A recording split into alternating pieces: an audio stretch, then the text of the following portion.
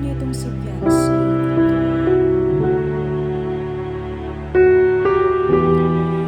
Alam niyo ba guys, dahil dito marami pong naawa o parang maraming nadurog ng puso nang nakita nila itong si Beyonce na ganito ang kanyang sitwasyon ngayon, no? So, lalong-lalo na po sa mga taga-supporters si Beyonce na talagang kino-comfort nila itong si Beyonce. Kumbaga yung edad kasi ni Beyonce ay hindi pa naman niya totally talaga kaya ang handle kung ano yung pinagdadaanan niya ngayon. Kailangan pa talaga ng isang pag-comfort ng isang mas adult pa sa kanya, no? So, sobrang yung video na ito, parang nakita natin na talagang labis na naapektuhan itong si Beyonce, no?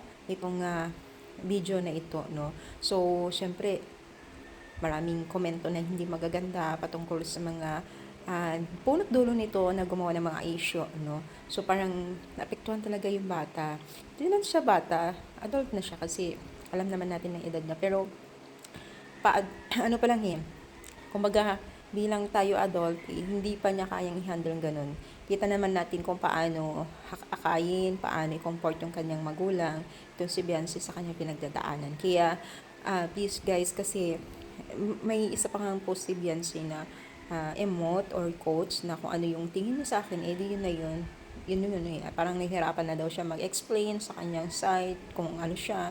Siyempre, no, bulag sa katotohanan yung mga basher na yan kung galit kayo sa isang tao, kahit na may explain mo, negative at negative pa rin pang paningin nila sa iyo. Kagaya itong si Beyonce, naku no, sa tagal-tagal ni Beyonce dito ngayon lang nagkaroon ng ganitong issue, no, na talagang napektuhan siya, naiyak siya.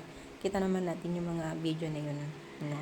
So, sana maging okay at ngayon kasi fresh na fresh pa kasi ang issue na ito. Magiging okay din ang lahat, diba?